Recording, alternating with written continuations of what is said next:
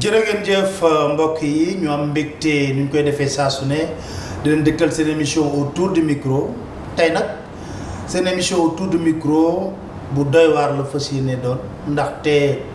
li ko waral moo di kiñ ciy dalal autour du micro dafa tukki ñëw fas yéene séq waxtaan ak Ousmane Tounkara xam ngeen ne Ousmane Tounkara toog na ñaari weer yoo xam ne mi ngi woon ci biir kaso gisutoon njabootam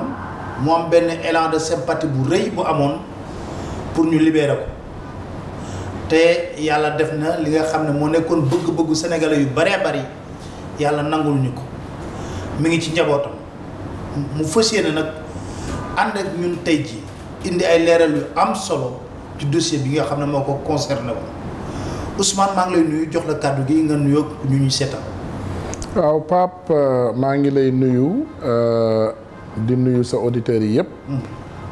di tàmbale nuyu bi nag ci samay waayjur wu jigéen vraiment aussi ci sama njaboot ak sénégalais diaspora bi ak fu ñu mën a nekk ci biir àdduna bi maa ngi nuyu ñëpp di leen sant. waaw Ousmane ginnaaw nuyoo bi ba pare. li ma lay njëkk a laaj sénégalais yëpp bëggoon ko xam moo di am nga jafe-jafe yoo dund ci ñaari weer yi nag nga ko dundee. well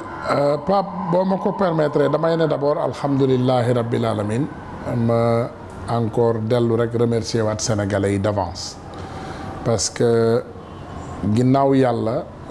am nañu taxawaay bu am solo ci li nga xam ne moom mooy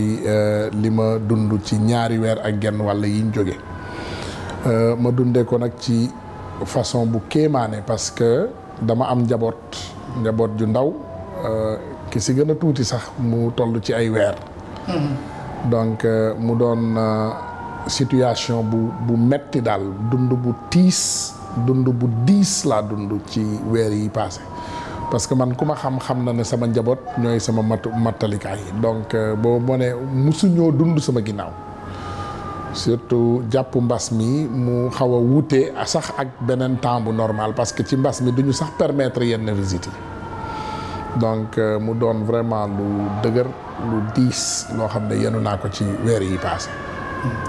mais ci dundin wi tamit comme ni nga doon yëngoo ci xeex pour Sénégal amoon nga yàqin ne lu mel nii mënoon na la dal wala njortoo ko woon. well Pape xam nga personnellement booy dugg ci xeex yi yooyu yëpp da nga koy sóoraale en tant que individu sóoraale nga ne yow mën ngaa am jafe-jafe à tout moment ñi ngi ko yéenewul kay mooy les innocents comme li ñuy ne innocent bystander mooy maanaam les innocents qui sont autour donc man ma personne njottoon naa toujours ne à tout moment situation bu mel nii man na maa dal waaye ñi ma ko yéenewuloon mooy sama njaboot te ñoom ñooy ñi nga xam ne vraiment ñoom ñoo encaissé coup yi parce que man ma personne je suis en bonne santé te maa ngi doon lekk di naan di jaamu yàlla nag bu baax a baax parce que dafa tombé sax ak weeru koor donc te mën naa ne bokk na ci koor yi nga xam ne vraiment mën naa ne ci koor yi ma gën a sax yokk ci njaamu yàlla mais ma famille en personne dañu dund moment bu bizarre moment bu difficile parce que comme ni ma la ko waxee ngay fanaan ak gone boo xam ne dafa tàmm sa chaleur corps comme niñ koy waxee muy doom ju jigéen ngay yeewu di nelaw ak moom chaque jour mu yeewu rek benn moment sans pour autant même avoir un bijou de revoir gisul parent pour benn moment bu gudd benn diir bu yàgg donc c'était traumatisant pour samay doom c'est de lisse parce que même fi may wax ak yow nii ñu ngi travailler pour ñu gis psychologue. waaw kon tolloon na foofu. waaw pour xale yi vraiment waaw c'était traumatisant parce que dañuy taal internet xale yi léegi yeewu nañu. jékki-jékki rek sa papa tàggu la ne maa ngi dem te ñëw nga taal internet adduna bi yëpp di wax ci même kàddu bi donc daf leen di traumatiser. mais ci loolu li ñu wax sa soxna vraiment était forte. Forte n'est pas le mot pour Awa parce que comme li may waxee toujours Awa dafa doon sama mattalikaay te Pape bu ma fi toogoon di décrire Awa fii ba suba du ma pare. Elle a été extraordinaire. Elle n'a pas été forte mais elle a été super forte. Donc comme ni ma la ko waxee rek metti woon na daal ci ñoom ci gone yi xale yi spécifiquement metti woon na. parce que ba guddi yi ma lay wax mënatuma sax génn kër gi bu ma génnoon sama kër 10 minutes sama téléphone commencé sonné Pape foo nekk. parce que à tout moment ñoom ñu ngi xalaat ne beneen ñaawteef wala beneen mettit ñëw na. donc c'était vraiment dur et difficile. voilà. mu gën a difficile bu nu foree ci wéewu bay maanaam lu ñu jot a xam ñu ne ci biir mbokk le dossier bi soxee ko ki la ko def. effectivement c'est ce qui est grave parce que dossier bi ki ma ko def sama frère u jabar la c'est ce qui est extrêmement bizarre doom lañ. exact parce que man naa ne sax bi ma mbir mi soogee dal mbir mi xawoon naa dem ba bëgg a yëngal sax kër gi parce que benn partie vraiment ñaawlu ko lool am aussi ñu ma woo vraiment mu metti leen lool waaye jékki-jékki rek benn 360 mbir mi xaw a mel ni division parti bi waaw mérité na ko waaw moo def lii moo wax voilà ba muy wax lii waxu leen lële donc demoon na daal ba bëgg a indi benn jafe-jafe mais mbokk la c'est ce qui est grave mais comme ni ma koy waxee toujours man à ma personne Pape du ma nit kuy jàpp bu ma fi toogee nag ne tey am naa lu ma neex waxuma dëgg mer naa lool nag parce que yegg naa foo xam ne defe naa amaanaa mën naa ne sax mosuma koo yegg ci sama vie parce que dafa mel ni li américain di ne jàmb wolof li wolof di ne wor la parce que ki ma def lii daan naa wax ak moom comme si rien n'était dafa daan wax ak man téléphone wala mu wooma wala mu mel ni mais lépp ndekete ci ay enquête ak ay pexe yu bon donc. mooy consul bi en fait. voilà déception bu mag a mag moom mooy consul général Amérique parce que ñun dem nañu ba à un moment donné yaakaar ne consul moom xanaa titre la rek pour ñun parce que amatul njariñ ci suñu société parce que nit koo xam ne moom moo war a protéger askanu Sénégal bu dee gaañu askanu Sénégal ci moom lay jógee donc vraiment doon na lu doy waar daal. waaw ci kaw est-ce que séntu woon nga lu mel nii yow. Pape séntu woon naa lu ne ci suñu gouvernement jóge ci Macky Sall mais. côté bi nga xam ne moom la suñu gouvernement bi jaar bi yoon boobu bokkul woon ci samay xalaat parce que comme ni ma koy waxee nit ñi toujours dañu utiliser vraiment benn doole boo xam ne ci gouvernement ku nekk soxla na ko à un moment critique mooy sa bouton de panique mooy bouton bi nga xam ne moom nga war a bës en temps d'urgence ñoom moom la ñu bës ci ay caaxaan donc léegi dina dem ba boo moytuwul boo soxla woon bësaat bouton boobu en temps d'urgence doo am réponse bi nga ci bëgg donc du lu ma set du lu loo xam ne quand même bu ma la waxee dëgg di vrai séentu naa lu ne ci ñoom mais séentuwuma woon fi ñu jaar ak prox ndoll bi fi ñu ko jaarale séentuwuma woon gouvernement wàccee boppam à ce niveau. ci loolu laa bëgg ñu taxaw ci benn point parce que sa biir dossier coow da cee bari. ñu bari ñi ngi wax ñu ne état Sénégal musula porter plainte seen yoon newu ci yaa ngi amoon problème ak waa États-Unis état nga amoon problème ban ci leeral nga mën a indi ci point boobu. Pape musumaa gis ci sama ngiru dund état bu toll ni États-Unis Amérique bu am problème ak doomu aadama bu simple te ñu koy woo di ko jox rendez-vous ne ko kaay wuyu si ñu te dañu am problème ak yow muy problème bu sérieux. ñan ñoo la woo. FBI moo ma woo. Homeland Security pour être précis xam nga Homeland Security bi 9/11 bi amee maanaam bi attentat bi amee le 11 septembre 2001 Bush dafa am benn décret bu mu jàllale mooy ne agence yi yëpp ànd doon benn pour information bi ñu mën koo partager en temps réel te mu gaaw. Donc ñu tuddee loolu Department of Homeland Security, département de la sécurité nationale. Donc Homeland Security ñoo ma convoqué, ñoo ma woo, dañ ma yónnee message d'abord SMS, ma jot benn SMS comprendre ma, après ma jot appel. Bi ma jëlee appel bi mu ne ma man la agent sangam. Ma ne ko ok agent sangam, qu'est-ce que je peux faire pour toi? Mu ne ma dama bëgg boo amee jot kañ ngay available, mu jox ma boobu option. Ma ne ko dama voyager apparemment nekkuma fi, mais bu ma kiiyee rek dinaa ñëw ci fan yi. Mu ne ma donc est-ce que date telle dina la fi fekk? Ma ne ko waaw. Mu ne donc mën nga ñu ñëw wuyu si. Mu jox ma adresse. Ma ne ko ok léegi bi ma ñëwee ma dem wuyu, ma dawal ba foofu. Bi may dawal ci suba si maa ngi woon en bon état de santé, ma naan naa sama café. Jëlewuma ko dara parce que defuma dara, je n'avais pas peur, xaaruma woon dara. Man daal dawal naa sama oto ba yegg dugal ko parking, kenn yóbbuwuma, maa yóbbu sama bopp. Ma dawal ba dugal sama oto parking, imaginel te ku ñuy seet mu leer la ne ñu ngi lay seet, dañ lay jàpp. Man maa dawal sama oto, sama doom mën a dawal am permis, sama jabar mën a dawal am permis te ils étaient disponibles. mënoon naa ànd ak ñoom, mais ma dawalal sama bopp tout simplement parce que gëmoon naa ne man yaakaar bi ma amoon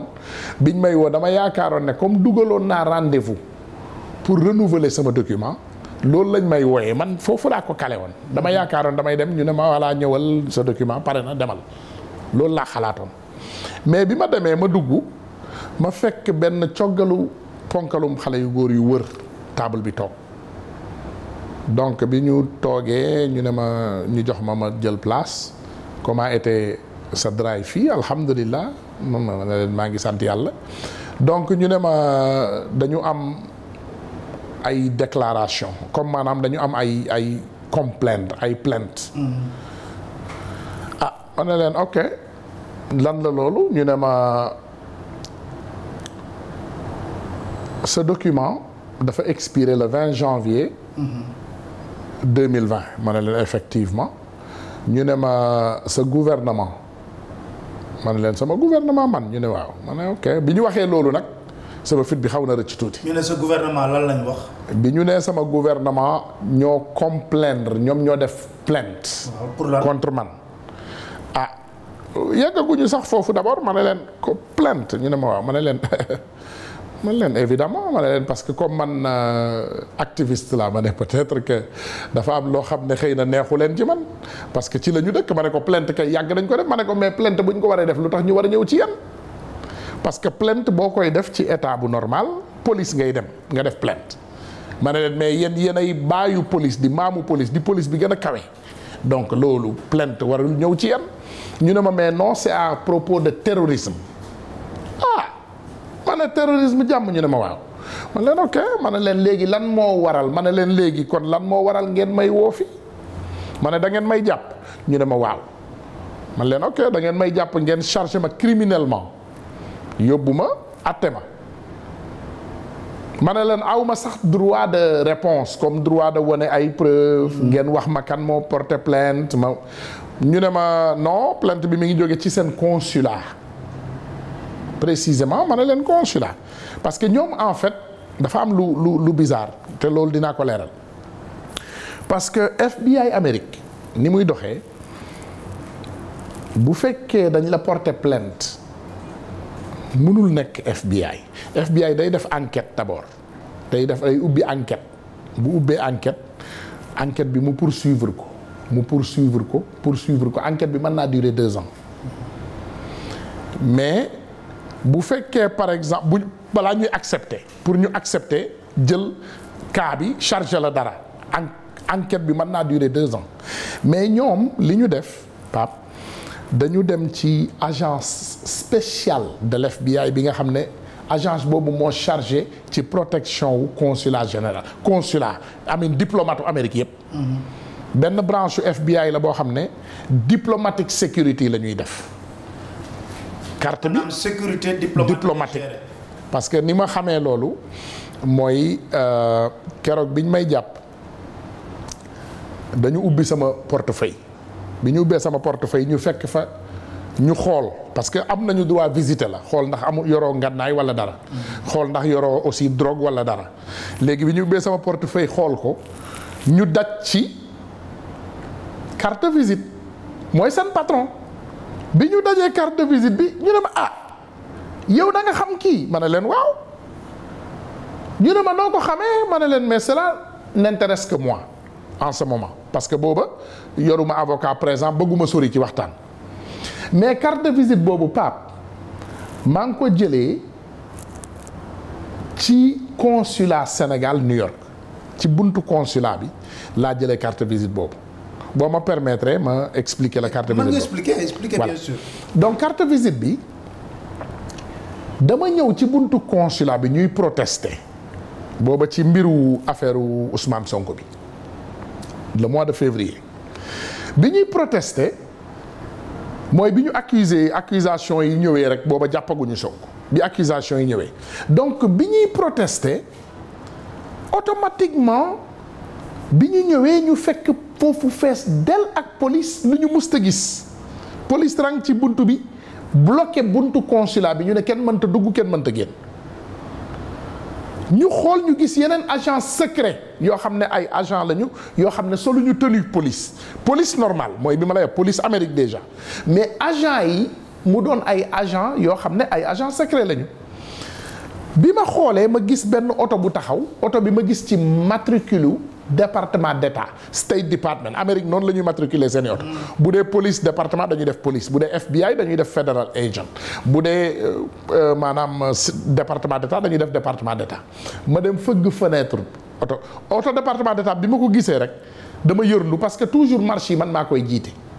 donc pour sécuriser déjà ñi ma àndal toujours damay wax ak police bi mbaa jàmm mbaa defu leen lii mbaa defu leen la ñu waxtaan donc ma laaj police bi mbaa jàmm xam nga lan moo fii seen tànk tey parce que ñun yàgg nañoo protester mais mosuñoo gis lu mel nii ñu ne ma non dañu am ay alerte moo ñu fi indi police bi moo ñu wax loolu ñu ne ma dañu ñëw rek pour sécuriser ma ne leen mais sécuriser ba baare suñu consulat ma ne leen may kaf ak ñoom ma ne leen est-ce que si yéen seen ambassade Sénégal wala seen consulat ay policiers Sénégal ñoo ko barricadé nii ci buntu bi ba kenn mënul dugg kenn mënul génn ñu ne ma mais non ñun dañuy def rek suñu liggéey man ngeen protester en paix sans violence amul benn problème. mais kenn amul droit dugg wala génn ci consulat bi ma ne ko ok ma ne ko ñun fas ñu woon yéene def loolu mais fas nañu yéene quand même ñu dégguñu léegi ma wax ak auto département d'état bi ma fëggee fenêtre bi noonu waa ji ubbil ma fenêtre bi mu ubbee ma nuyu ko ma présenté wu. mu ne ma ne ko mais lan moo fii seen tànk tey mu ne dañu jot alerte. waaw mooy li nga wax léegi. waaw léegi après kooku moo la jox carte de visite am. mu jël carte de visite am ma laaj ko carte de visite am. ma ne ko léegi est-ce que mën naa am sa carte de visite mu yëkkati carte de visite bi jox ma donc carte de visite boobu la agent ya la gis. ñu ne ma donc ñun bu ñu comprendre am nga idée li la fi tax a ñëw ma ne leen non ku ma ne woon tey lii moo ma fii indi. ma ne leen au moins xam ngeen ne dinaa jéem a ngànnaayu sax indaale avocat sax ganeewu ma noonu. léegi ci condition yooyu lañ la téye ñu ne sur la base d'une plainte bu consulat. exactement ci condition yooyu ñu ne ma léegi il faut ñu téye la. ma ne leen léegi mais boo leen may téye di ngeen ma wax loo leen may téye ñu ne ma non amuñu pour def loolu parce que déjà yow sa cas dafa expiré le 20 janvier dernier donc ñun dañ lay jël rek daal di la jébbale immigration. pour ma amaanaam delloo la seen dëkk yéen ngeen dem leeralee ko foofu ma ne ko mu ne ma ne ko ok donc fa laa yem donc ñu jox ma notice to appear boobu moom mooy document boo xam ne dañ la jox notice boo xam ne da ngay apparaître ci kanamu juge. léegi juge boobu mooy décider propos yi ñoom li nga xam ne moom lañ may toppee ak man tamit ma défendre sama bopp léegi juge bi décider bu dégloo ñaari côté yëpp mu décider ki nga atteem. ok léegi est-ce que ci biir dossier bi ñu la dugal dafa am ay vidéo yoo xam ne yow yaa ko def ñoom ñu boole ko seen dossier am na wala am. well effectivement loolu moo ma ci parce que man biñ ma jàppee comme li ma la wax ñoom ba ñu ma expliquer après ñoom bi ma demee boo demee ba ci procès ba boo demee ba procès bi des une semaine wala 2 semaines dañu war a fournir li nga xam ne mooy preuve yi ñu am contre yow mooy évidence léegi bi ñu fourniree preuve yooyu à ma grande surprise preuve yi yëpp ci mbiru Ousmane Sonko bi la à partir de bi ñu toppee Ousmane Sonko ba fa nga xam ne fa lañ ma jàppee léegi li ci gën a doy waar Pape dañu sélecté ay vidéo mais partie vidéo yi dañuy jël ay excerpt excerpt boo xam ne tey wax naa ci benn kaddu bu jaaduwul mais kaddu bi dafa am lu mu topp parce que man samay vidéo yëpp 2 heures de temps lay durer mais ñoom dañu ay excerpt bu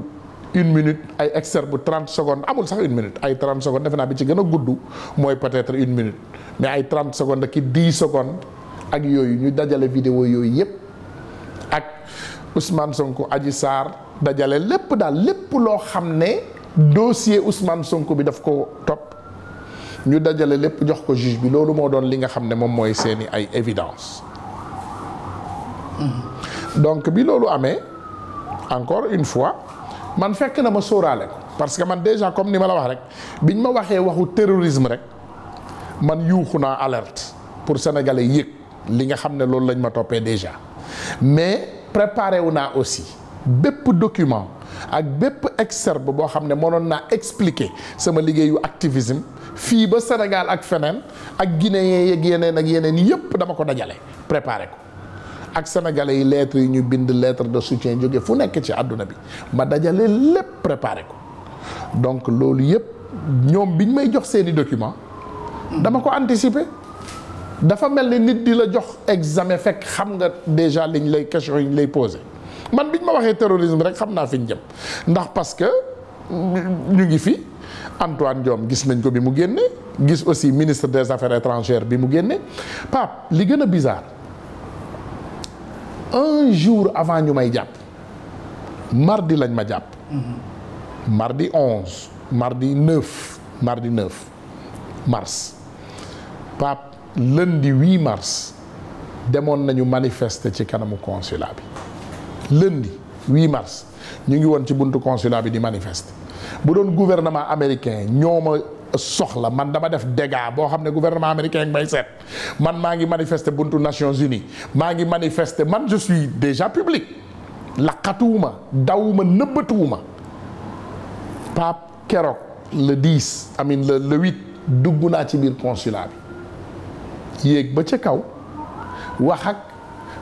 vice consul parce que laajte naa ko sax consul mu ne ma consul nekku fa bi ma ne consul newu fa ma waxtaan ak moom mu génn recevoir ma poliment ak respect Pape Baro Gassama mais man dama demoon kaas Pape li nga xam ne moom lañ ma toppee mardi man kaas naa ko lundi dama dem kaas ma ne ko monsieur vice consul ma ne ko man dama fi ñëw pour kaas tey ñuy kaf di ree mu ne ma lan ngay kaas Ousmane ma ne ko dama gis ministre des affaires étrangères génn traité ñu de terroriste ministre de l'intérieur génn traité nañu de terroriste Pape xanaa luxuskat laa man ma jékki-jékki wax loolu le lendemain ñu jàpp ma traité ma de ça c'est extraordinaire. mais da lay kii tamit condamné da nga proféré ay menaces de mort gars yi ñu ne say kaddu des fois day ñagas day am ay saaga ay mbir yoo xam ne tegginuwul lan nga tontu ci loolu. Pape d'abord damay jéggalu sénégalais yi parce que comme li may wax toujours nul n'est parfait te xam naa ne ci waxtaan rek la erreur xëj nit ku dul waxtu juum. nit ku waxul dara du juum donc nit kuy wax nag lu bari te di xeex lu bari dina wax te dina juum donc loolu dama koy jéggalu sénégalais yi te jëllale ko te mën naa laa promettre ne bokkul ci samay jikko te du luy continuer mais Pape le plus grand menaceur du Sénégal il s'appelle Macky Sall. lu tax nga wax loolu. parce que dañ koy gis te dañ koy déglu barki Dembo Ndiaye rek dégg nañu Macky Sall mu génn fii di menacer nit ñi déjà ci li affaire réseaux sociaux dégg nañ muy génn di ñu menacer loo xam ne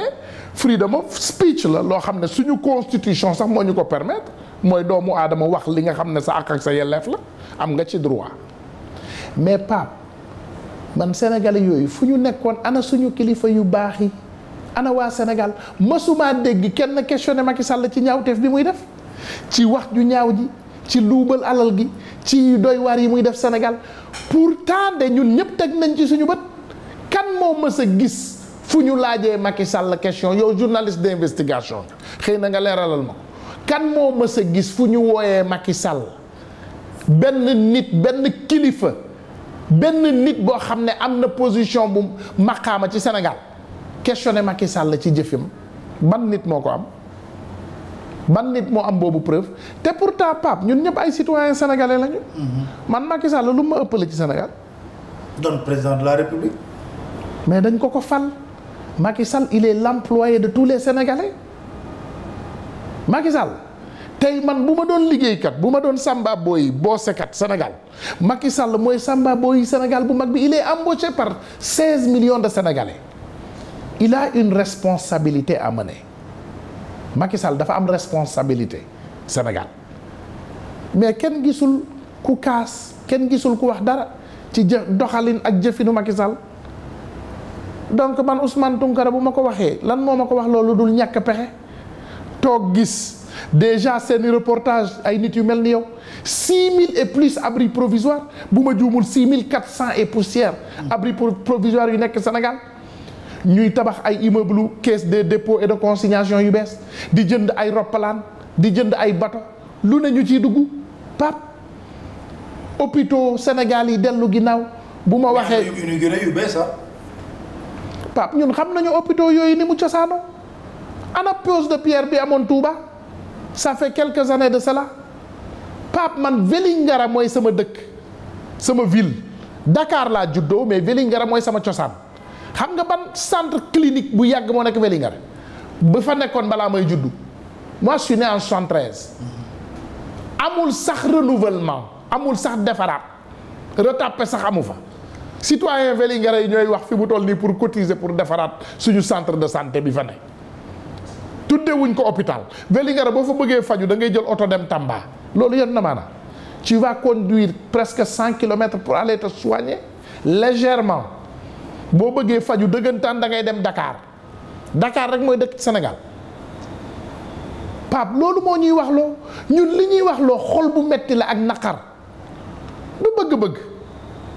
bu doon sa bëgg-bëggu bakkan man awma lu may waxal Sénégal maa ngi ci jàmm te sama njaboot a ngi ci jàmm mais li ñuy naqari tey ba ñuy génn di kaas di jooy di wax suñuy naqar di wax li nga xam ne mooy metti suñu xol ba ñuy ne sax yenn saa yi mu jeggi dayoo naqaru sénégalais yi rek la ñuy jooytu c'est tout simplement ça. mais Ousmane gis naa tamit benn élan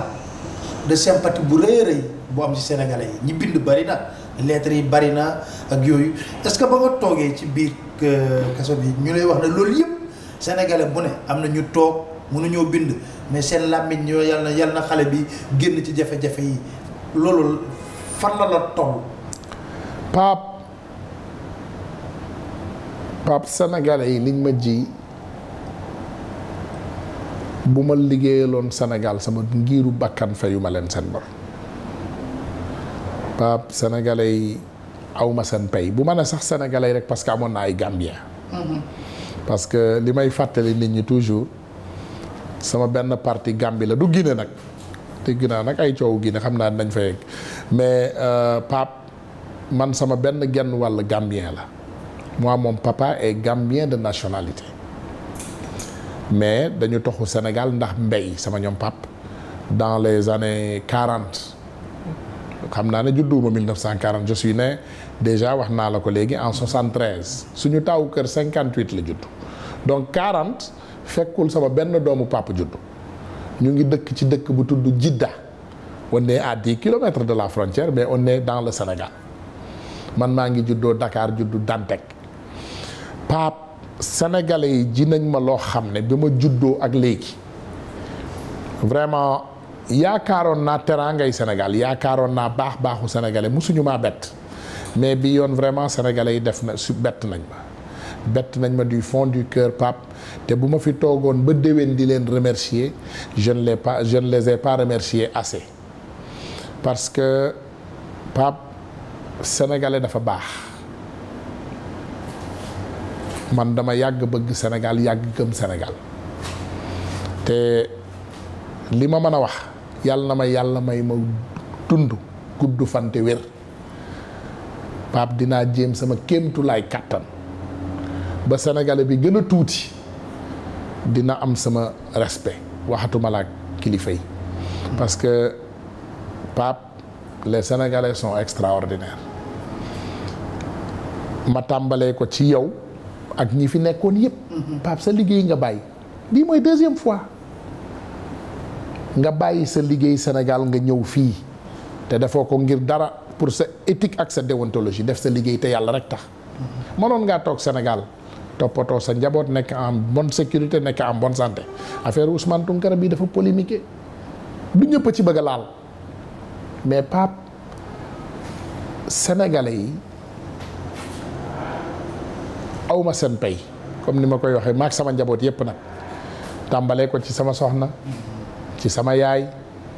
ci samay doom ci sénégalais yi New York France Espagne Allemagne Chine Pape Turquie fépp ci àdduna bi ma génnee bi ma jotee lettres yi Pape c'est des milliers de lettres yu jóge partout dans le monde dem na si sax ndeysaan ba am ci ñu ubbi ay ambition yu bees ci seeni xel mais man gëwuma loolu ci man du loolu moo ma tax a jóg ci Sénégal. c'est-à-dire lan nga bëgg a wax. xam nga par exemple yu mel noonu nit bu ñu gisee yenn support yi nga dégg leen lii de vraiment nit ñi bëgg nañ la commencer laa tuddal ay ambition politique dugg ci yeneen domaine Pape man dafa am loo xam ne dama ko gëm ci Sénégal bi may dugg ci xeexu Sénégal bi. muy lan nga gëm. mooy jàppale Sénégalais yi sans condition man dama bëggoon tàmbalee ci sama bopp benn doomu aadama bu bëgg a jóg jàppale réewam te séntuwu ci dara loolu moo ma tax a jóg ci Sénégal Pape aw ma dara loo xam ne dama koy xaar ci sénégalais lu dul liñ ma jox nii mooy respect bi total te boobu respect laa leen di delloo te boobu respect laa leen fas yéenee liggéeyal ba ñu xam ne liggéeyal naa leen ba ñu am seen àq ak seen yelleef ak ku fi mën a toogaat bu doon Macky Sall xam naa ne moom comme niñ koy waxee boobu tamit xam naa dinañ ci yegg bu doon moom moo fi bëgg ab 3e mandat ki 4e mandat ki 5e. foog nga ne dina ko jéem. jéem ay caaxaan la xam nga Pape soyons réalistes Pape Macky Sall day jéem te day forcer 3e mandat ala kulli haal loolu sénégalais bu toogul sa kër nga préparer sa gemb nga préparer say tànk nga préparer say chaussure say bottes pour ay marche nga xam ne toogoo ci dara Macky Sall du ko jéem. daf koy forcer mi ngi koy def mi ngi campagne Macky Sall ak campagne bu 3e mandat Macky Sall li muy def nii Macky Sall opinion internationale bi rek lay tente bu max li ci des mais Macky Sall kuy xaritam du Erdogan lu mu am Macky Sall kuy xaritam du Alassane Ouattara ci lu mu ne Macky Sall kuy xaritam du président russe bi sax. Denis Sassou Nguesso. ak ñoom Denis Sassou Nguesso ak ñeneen ñi mais ñooñu ay mandat infini la yenn président Afrique yi sax am ñooñu fa suñu yéen a jóge seen réew. Macky Sall li suñu maam yi tabaxoon suñu pap yi ñëw tabax ko ñun doom yi ñu koy continuer Macky Sall loolu yëpp da koy jël sànni ko ci biir poubelle bi. nga jéggal ma nag comme li ñuy wax toujours baadoo la xamul njowaan Macky Sall du kuy yomba dilal de sénégalais yi il faut qu'on soit ferme. sa diggante ak Macky Sall. xam nga. paraît-il que yow xamante woon ngeen bu baax. bu baax a baax Macky Sall ku ma xam la. xam nga Pape moi je vais te dire une chose man dama nekk nit koo xam ne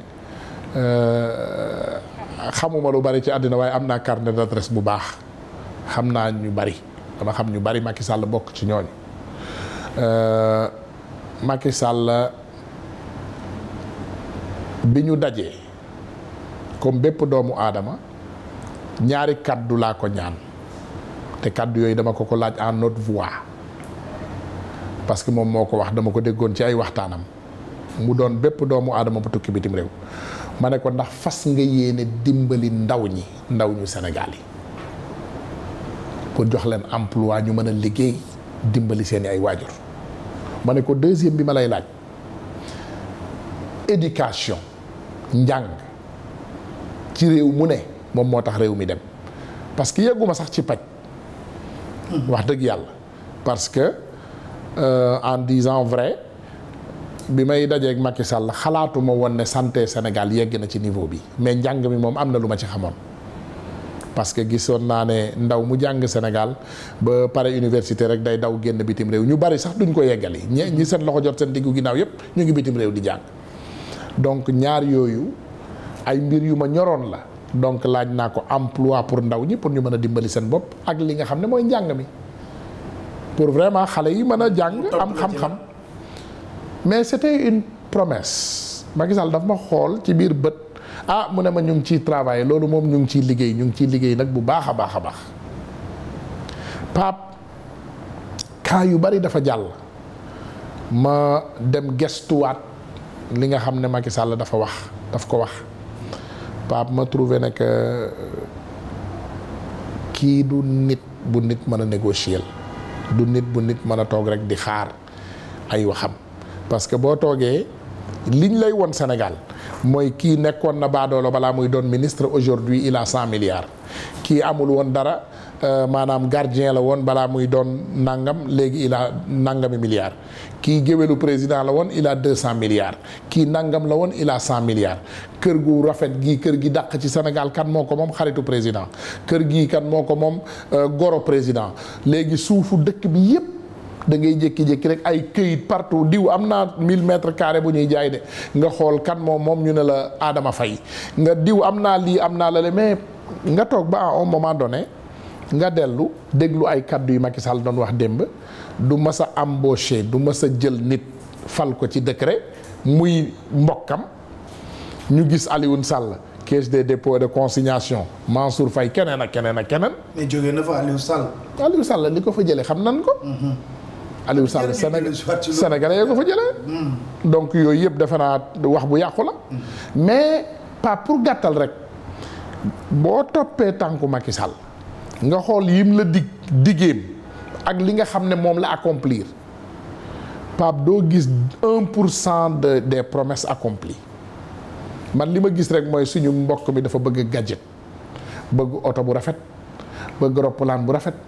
Pape Macky Sall rek mooy dawal président ci bu ma ne ci àdduna bi ñun suñu président ouest yii par exemple bu dul Obama tey président Amérique boo xam ne dafa amoon ay situation yu taxoon ñu defaral ko oto Cadillac blindé boobu Macky Sall oto bu muy dawal amul benn président boo xam ci àdduna bi dans un monde civilisé bu koy dawal. Ah bon. Macky Sall Maybach Pullman la am Maybach Pullman nañ ko tàppee Maybach Pullman blindé la yor. ñaata lay jar xaalis bi. Maybach Pullman blindé c'est 1,8 million facilement à 2 millions peut-être 1,8 million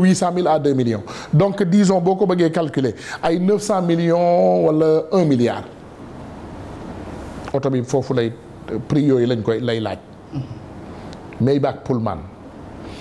ñu ñëw dégg ay avion yeneen ak yeneen Macky Sall am na avion ba pare ñu dégg nag daf ci jëndaat ci réew moo xam ne yow ñu ngi génn ci mbas say doomu aadama amuñu lu ñu lekk réew àdduna bi yëpp ñu ngi jox seen ay doom di leen lijjanti nu ñu lekkee ak nu ñu naane nekkaat ci jàmm di travailler ci seen économie Pape je ne comprends pas. mais ci loolu laa la bëgg a laaj lan moo war a doon taxawaayu diaspora bi naam diaspora bi gàcce ngaalaama détermination gis nañ mais porte-voix nga ci ñoom lan moo war a doon seen taxawaay. Pape diaspora sénégalaise muy diaspora réew mu ne déjà gis nañu ne moom mooy force réew mi parce que bépp dërëm bu dugg ci Sénégal ci diaspora bi la jóge defe nañ ko sax bañ nañ ko d'ailleurs ba imposé woon nañu Ablaye Wade ba mu créer ñu ay position ci diaspora bi mooy député de la diaspora DG de la diaspora bi laa xamul lu muy njariñ parce que man ñooñu du ñu may gis même député de la diaspora man dégg naa ko rek Macky Sall moo ko def. waaw mais Wade moo ko mbébétoon nag wax dëgg yàlla gis nga man bu ma toogee xool déjà député de la diaspora Mame Diarra Fam xam naa ko malgré parce que moom laay gis muy casse toujours ci assemblée nationale mais diaspora Pape dañu war a am jom am fulla am fayda am taxawaay parce que bi ñu bëggee saa bu ñu bëggee dara changer Sénégal dafay changer donc je pense que Pape diaspora bi war nañoo taxaw tirer expérience déjà ci taxawaay bi nga xam ne taxawee nañ ko ci sama situation bi parce que dégg nga ko juge bi américain bi wax na ko ci biir justice alhamdulilahi rabbil alamin reconnaître na leen ñun yaakaaroon nañ sax kenn du reconnaître ay nit yuy marche di casse mais reconnaître nañ ñu suñu àq ak suñu yelleef donc je pense que Pape dara waratul xew Sénégal loo xam ne loxo diaspora bi nekk ko ci te imposé wuñu ci seen will ni ñu koy waxee toujours imposé wuñu ci seen droit parce que diaspora bi tey ñun bu ñu ne woon boycotté Sénégal ñun bu ñu boycotté Sénégal 2 mois rek Macky Sall daan ñun bu ñu arrêté dugal Sénégal 2 mois xaalis rek Macky Sall daan parce que kër yi ñëpp dinañu fàq wutali assemblée nationale. parce que ñun ñooy dundal Sénégal damay jël exemple ci sama bopp ak ñeneen ak ñeneen ak ñeneen on nourrit notre pays. du ñëpp am na ci exception ñiy liggéey ñu mel ni yow mais quand tu es dans un pays boo xam ne waxuma la ay chiffres officiels mais ay chiffres yoo xam tey ci àdduna bi tey boo demee Sénégal nga xool chiffres yi ça te fait peur Pape man bu ma defalee ñun dañuy defal suñu bopp suñu ay analyse yu bopp naa ne sondage yu bopp Pape boo sondee Sénégal tey di nga trouver ne que presque 80% des Sénégalais sont en chômage waxuma la sax mbas mi damay ne avant mbas léegi nag nga yokk ci mbas boobu bari na waaw mais Pape ñoom ay 40% lañ lay wax ak 50%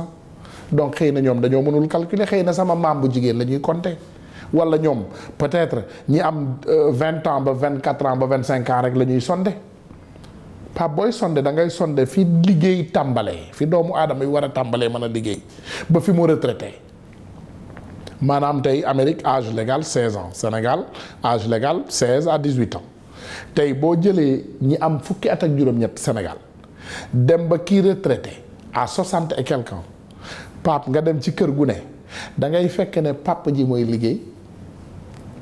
wala yenn saay bu méttee ba métti grand frère bi bu fekkee papa ji dafa génn àddina Pape ci fukki nit yu ne bu dee ñaar ñooy liggéey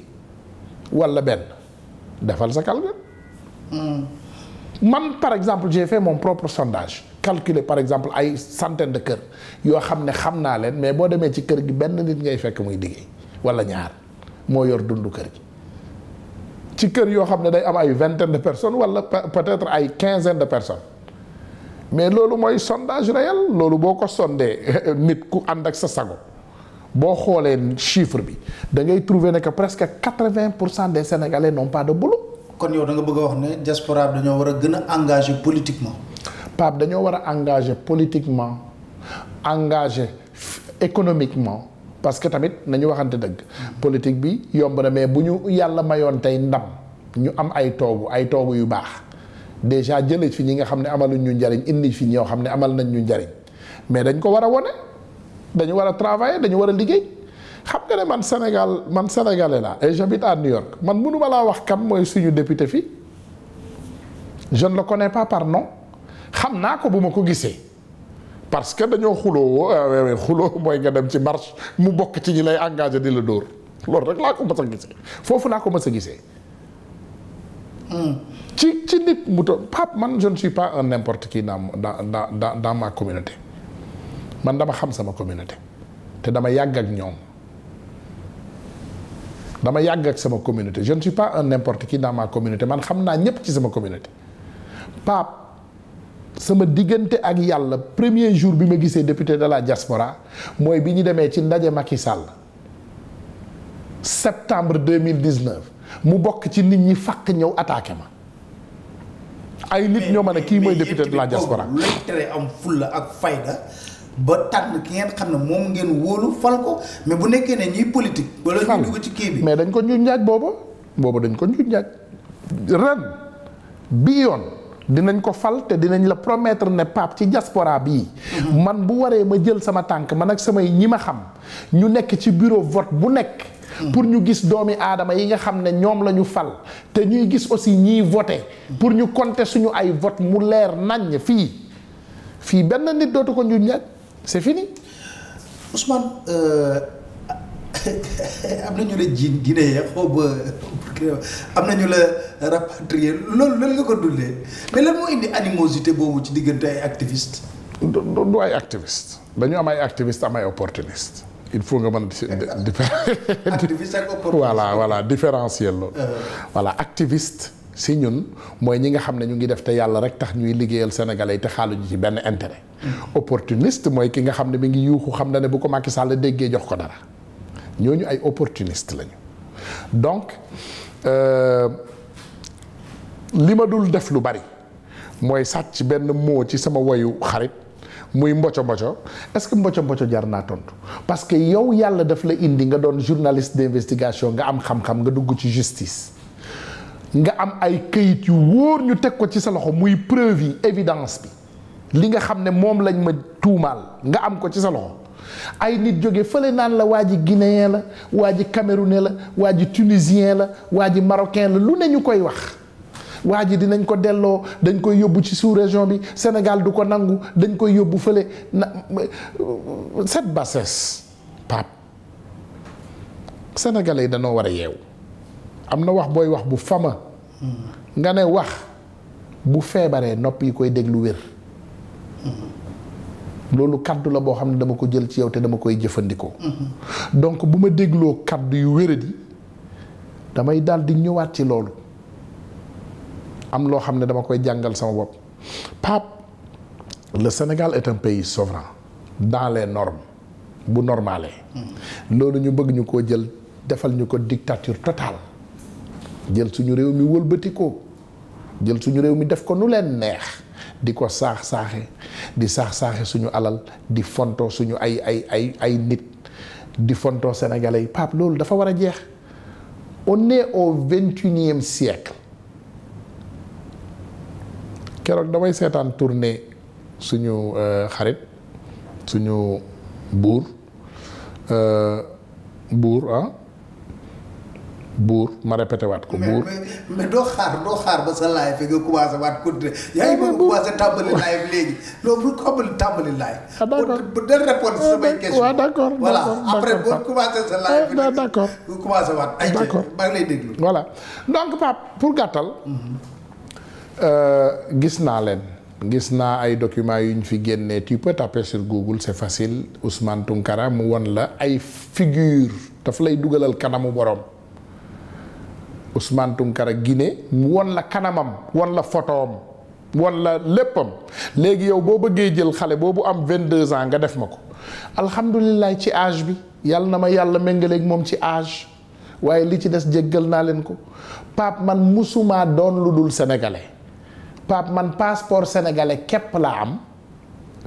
li sama turandoo di bëgg di tiitaroo toujours je n'ai qu'une seule nationalité et c'est la nationalité sénégalaise ñu bari musuñu maa laaj lu tax awma nationalité américaine du ñàkk fulla du ñàkk fayda du ñàkk koo mën a def ba dugg ci tolof yi Pape man sama réew laa gëm sama réew laa bëgg te benn nationalité laa am muy nationalité sénégalaise musuma sax def asile. waaw lu tax wutoo nationalité américaine. c'est important parce que à un moment donné dans ma vie balaa may dugg ci activisme lu yàgg dama amoon ay ambition politique te comme éthique u Amérique ni mu ko waxee pour nga mën a nekk ci ab réew am loo fa représenté da ngay am nationalité dëkk boobu képp bu dee Amérique da ngay am nationalité américaine nga doon citoyen américain ngay liggéeyee Amérique di jànge Amérique di fajoo Amérique te constitution Sénégal daanaka même chose la wax bu ma juumul donc bokk na ci li nga xam ne musuma xoromal am naa statut bu légal boo xam ne permettre na ma dëkk fi permettre na ma voyager permettre na ma liggéey. mais lan moo indi woon coowul bu ñu dégg naa tamit ñu jiiñ la affaire ne mësoon nga def prison pour affaire vol de voiture. est-ce que nga ko leeral. parfait voilà donc sànq ci sama biir waxtaan am na lu ma ci dagg ma ne la Amérique FBI dafay def enquête police ñoom am na ku nekk daal sa kii fu mu toll. voilà li def loolu Pape pour mu leer doomu Sénégal même chose bi ma dal nii même accusation yi ma dal nii benn doomu sénégalais la ñu jàppoon ci njuuj njaaj affaire sàcc oto tàppale oto dafa am société de shipping de transport man dama yor société de transport dama yor ay camion di transport donc bu nit commandé conteneur tey mën nañu commander lu tolloog 50 conteneurs ci benn journée. nit ku nekk da ngay jël conteneur am nga wàcceel ko. donc bi ñu wàccelee waa ji conteneur am xam naa dafa nekkoon ci ay njuuj njaaj moom ñu jàpp ko bi ñu ko jàppee wax ci sax yegg na ci man ñu ne ma moytul diw bu baax parce que police dañ ko FBI dañ ko jàpp ñu ngi ci kawam. donc moom it mi ngi wër ci dëkk bi rek di xool ku mu war a nasaxal Pape ma jékki-jékki rek jot téléphone bu jóge ci moom. jot téléphone allo diw noo def ça va bien ça va lan laa la mën a defal dama soxla daal ay oto nangam di expliquer ay explication ma ne ko diw mu ne ma waaw arrêté sa comédie bi cette comédie bi ngay def nii arrêté ko parce que ñun xam nañu li fi xew ñun ci dëkk bi lañ dëkk. Pape noonu la sama wax yemee ak moom waa ji daal dem na nee na FBI waa ji moom it ci coup bi la bokk. yàlla. li yàlla di def xam nga enquête u Amérique bu ñu la jàppee dugal la prison 12 mois la ñu am keroog bi ñu la dugalee prison FBI bu dee fédéral 12 mois la ñu am keroog bi ñu la dugalee prison ak bi ñu lay atte mooy bi ngay dem trial. Pape 11 mois laa def prison 12e bi matul parce que li tax 12e bi matul bi ñu demee ci li tudd discovery mooy ñu indi évidence ne la yow yaa def lii. preuve yaa ngi nii ak lii ak lii ak lii preuve yi bi mu ñëwee dañ ma indil li nga xam ne daf ci bokk muy conversation bi ma am ak waa ji mais ñoom comme waa ji c'était un informant comme Amérique balaa moom muy nekk informant dañ koy wóolu ba pare dañuy wóolu ay kàddoom maanaam ay kàddoom maanaam da leen informer FBI après bañ ko jàppee ba pare voilà mais dañuy wóolu aussi ay kàddoom parce que c'est un informant donc moom lim leen wax ne man loolu laa wax biñ ma joxee discovery bi man bi ma ko liiree dafa wute donc moi j'étais content li ma def automatiquement dama alerter sama avocat ma ne ko kaay mu ñëw mu ne ma non il faut nga gaaw nga jël décision parce que man cas biñ ma jàppee si j'étais trouvé coupable Pape je vais faire entre 20 à 40 ans de prison donc yenuwul maanaa pour ma def 11 ans de prison dem 11 ans jeel dem ñibbi 11 mois 11 mois de jeel pour dem ñibbi yenuwul maanaa donc pour mu leer man sama avocat bi mu ñëwee bi ma ko wonee dama ko won ma ne ko gis nga fii mu ne ma waaw ma ne ko demal nga translate ko nga traduire ko mu ne ma non traduirel ma ko d'abord balaa ma koy dem traduire ma ne ko kii daf ma woo di wax ay waxam yu ñàkk xorom lii laa ko tontu mu ne ma c'est pas possible c'est pas ce que dit le document a dit que oui tu es d'accord et tu vas le vendre des voitures volées ma ne ko léegi kon ne leen ñu dem trial avocat bi daal bi ma ko waxee loolu moom mbir mi xaw na koo tiital boo xam ne dafa woo procureur bi si saa si parce que ñoom xamante nañ ci seen biir mu ne procureur bi y a problème procureur bi ne ko lu xew mu expliquer ko loolu ñoom seen cas c'était déjà effacé amuñu benn cas contre man automatiquement procureur bi ak avocat bi dañuy waxante mu ne ko bàyyil kii mu ñibbi léegi mu ne kii bu leen ko denc après on va régler le problème avec la justice Pape dañ ma bàyyi ma ñibbi danaa da buyu si nag mais keroog fanaanu ma jël dañ ma ubbil ne ma demal ñibbi parce que procureur bi tiit na tiitaange boo xam ne amul fenn fu mu mën a justifier loolu amul fenn foo xam ne mën naa justifier li nga xam ne mooy woo nga nit mu ne la dinaa la jaay ay oto yu ñu sàcc ak mu ne la sa wax yu ñàkk fayda yi bul ma ci dugal yor naa SMS yi sax après loolu parce que après wax ji après kaddu bi dama continuer SMS waa ji ma ne ko ñaawteef bi ngay def parce que man maa bëggoon ay preuve ma ne ko ñaawteef bi ngay def ci dëkk bi yëpp nit ñi xam nañ ko parce que waa ji à un moment donné daf ma fixé sax spécifiquement dafa doon waxtaan ak benn xarit en commun mu ne ko ah man de li nekk ci dëkk bi parce que booba xam naa mooy dugg nga ba pare xam nga ne ñaawte fa ngi ñëw il faut nga am foo ko jaarale mu ne man de nit ñi di dawal oto yu rafet yi ci dëkk bi di puukare nangam man du ma bàyyi loolu parce que bëgguma kuy yàq deru Sénégal ñoom ñëpp dinaa leen porter plainte boobu foofu mooy génn waayam pas pour te dire vrai cas boobu dama ci ñibbi ñu setal ma ci ba ma set sénégalais comme ni ma la koy waxee nag. moo la ci dugal. accusation ak culpabilité ñaari affaires yu différent la. tey boo doon romb fii nit man naa jëlee exemple ci nit mu doon romb ci tali ñu gis nit daanu fa ñàkk bakkanam. caméra de surveillance bi wone ne moom jege woon na nit ki sax dañ koy jàpp yóbbu. après ba mbir mi leer